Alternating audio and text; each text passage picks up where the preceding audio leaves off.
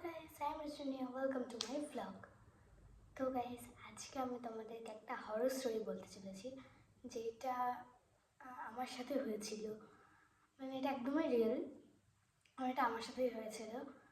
এটা আমার মানে এই যেটা আমি তোমাদেরকে এখন বলবো এটা নিউ হাউসে এসে হয়েছিল।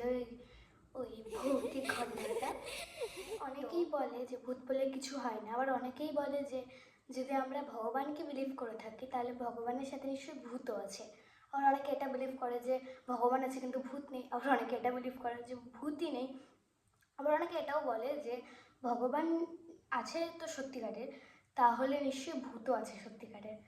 তো আমাকে আমার দাদা বলেছিল যে মানে ভূতে ভয় পাওয়া জিনিসটা ওটা নিজের মানসিক একটা ইয়ে।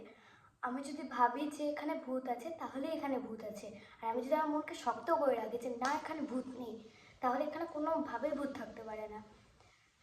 তো আমি পুরোনো বাড়িতে অনেকবার ভূতের মানে ভয় পেয়েছিলাম ভূতের।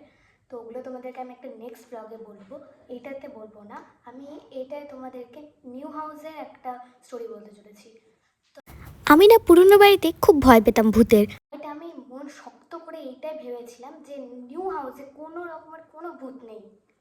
তাই জন্য নিউ হাউসে এসে যখন আমি একা একা লিভিংয়ে বসে থাকতাম আমার কিছুই মনে হতো না, মানে আমার এক ফোঁটা ভয়ই লাগতো না, কারণ আমি মন শক্ত করে এনেছিলাম যে নিউ হাউসে কোনো রকমের ভূত নেই।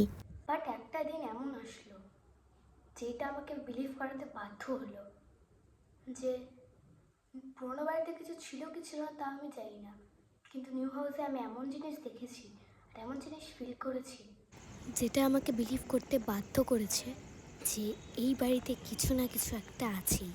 তো এই কয়েকদিন আমার ব্লগসে দেখেইছো যে নিউ হাউসে এসে আমরা একটা কুকুর পোষা স্টার্ট করেছি। তো যার নাম আমি রেখেছি জেরি।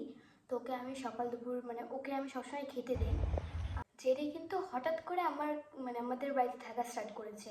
আমি যখন প্রথম দিন এই বাড়িতে এসেছিলাম সেদিন থেকেই ও আমাদের মানে আমাকে দেখে শুধু আমার পেছন পেছন আসতো, আস্তে আস্তে আমাদের বাড়িতে এসে থাকতো।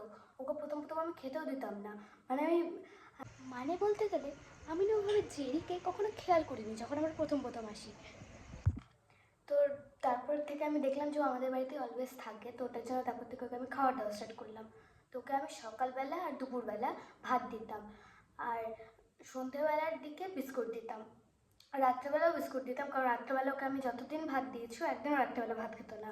তো ওটার জন্য অ্যাজ ইউজুয়াল ওই আমরা নতুন বাড়িতে আসার 15-20 দিন পরে হবে, সেদিন আবার একটু ভুল হয়ে গেছিলো। আমি প্রত্যেকদিন তো ওকে সকালবেলা দুপুরবেলা দিই, সেদিন আমরা সকাল থেকে বাড়িতে কেউ ছিলাম না, যে আমি নেই তো আমার দাদা ঠাম্মি দেবে সেটারও কোনো ব্যাপার ছিল না, মানে বাড়িতে আমরা কেউ ছিলাম না সেদিন।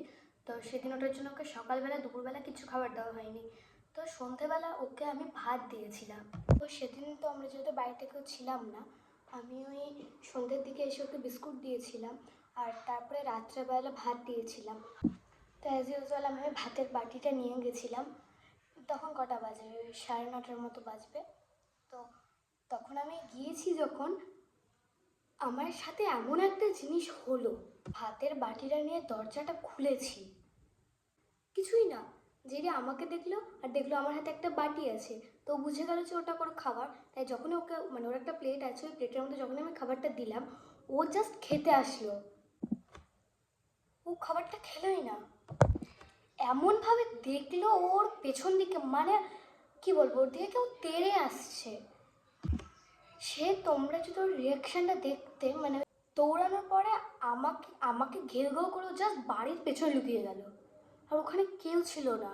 মনে না ও যে কোনো কুকুরকে দেখে ভয় পেয়ে ওদিকে চলে গেছে, সেটাও না, ওখানে কোনো মানুষও ছিল না।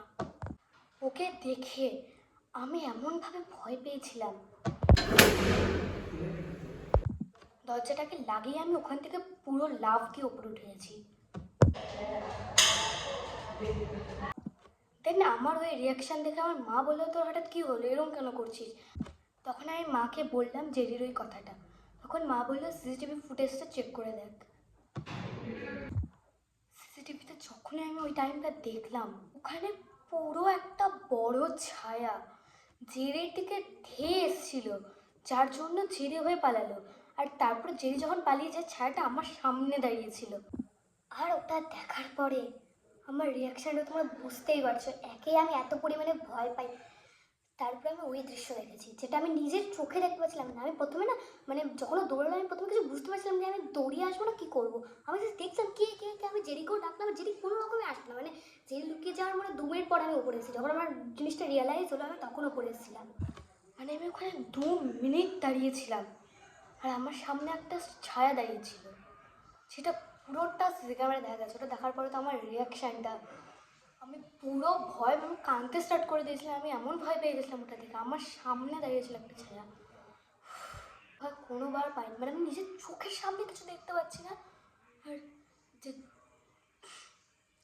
আমি নিজের চোখের সামনে যেটা দেখতে পাচ্ছি না, ওইটা সিসিটিভিতে পুরো একটা মানে একদম বড় পুরো একটা ছায়া। এরকম আমি দেখতে পাইনি যে সাদা শাড়ি পরে কেউ ছিল বা তোড়ার সাউন্ড, আমি এটা কিচ্ছু পাইনি, জাস্ট আমি একটা ছায়া দেখতে পেয়েছি।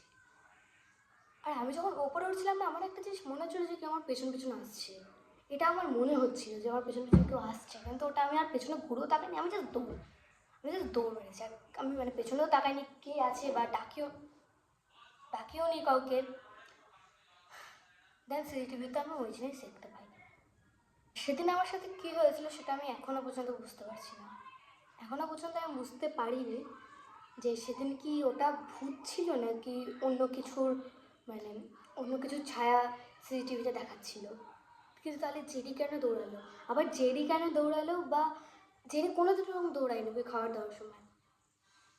আর কেন জেরি দৌড়ালো, আর হলো আমি যখন ওপরে উঠলাম তখন কেনই বা আমার মনে হলো যে আমার পেছন দিক দিয়ে কেউ আসছে।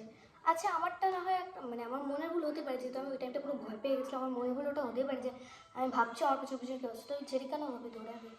পুরো জেরির চোখটা হলুদ হয়ে গেল, ওটা দৌড় মারলো একদম পেছন দিকে। তারপরে পুরো 1 ঘন্টা অব্দি আসেনি, আর ওই ভাতটাও খাইনি। And then the thing happened. পরের দিন জেরি আর আমাদের বাড়িতে আসেনি, কিন্তু যে প্লেটটাতে আমি ওকে খাবার দিয়েছিলাম প্লেটটা পুরো ফাঁকা ছিল। তারপর আমি দাদাকে বললাম, দাদা আমাদের বাড়িতে সকাল সকাল ওঠে, তাই জন্য আমি দাদাকে বললাম যে তুমি কি দেখেছো আজকে জেরিকে 3:30 আসতে একবারও। দাদা বললো না তো, আমি তো দেখিনি। আমি ভাবলাম যে সিসিটিভিটা চেক করি যে ওটা কী করে ফাঁকা হলো। তো দেখলাম আমি সকাল থেকে ওই প্লেটটা ফাঁকাই ছিল, কিন্তু রাত্রেবেলা কিন্তু আসেনি। আমরা শিওর হলাম যে ও সারা রাত আসেনি, কারণ সিসিটিভি ফুটেজে ভাতটা একাকার অদৃশ্য হয়ে যাচ্ছিল। এটা শুনে তোমাদের রিয়েলি মনে হতে পারে এটা আমি কী বলছি, বাট আমি যেহেতু আমার নিজের চোখে দেখেছি তাই জন্য আমি এটা বলতে পারছি। সিসিটিভি ফুটেজে দেখি যে ভাতগুলো একাকার অদৃশ্য হয়ে যাচ্ছে, লাইক মুভিতে যেরকম দেখায় না, মুভি বা হরর সিরিয়াল টাইপের যেরকম দেখায় যে খাবারগুলো অদৃশ্য হয়ে যাচ্ছে, জাস্ট ওই থিংটা হচ্ছিলো। এরকম মনে হয় যে খাবারগুলো উঠছে, কেউ খাচ্ছে, ওরকম কিছু না, জাস্ট খাবারটা অদৃশ্য হচ্ছিলো। কিন্তু ওখানে কিন্তু জেগে ছিল না। পর থেকে আমি আর ওকে রাত্রেবেলা করে খেতে দিই না, ওকে আমি সকালবেলা করেই খেতে দিই। আর কোনোদিনও যদি না থাকে তাহলে সকালবেলা দিয়ে চলে যাই, আর রাত্রেবেলা আমি আসলেও ওকে আর দিই না। সেদিন আর ওই ঘটনাটা ঘটার পর থেকে আমি যে সেদিন কী পরিমাণে ভয় পেয়েছিলাম তোমাদেরকে আমি বলতে পারবো না। আর আমি এইটুকু শিওর যে আমাদের বাড়ির মধ্যে বা বাড়ির চারপাশে নেগেটিভ এনার্জি আছে।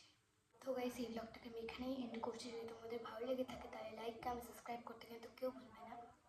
আর নিউ হাউসের আরও হরর স্টোরি নিয়ে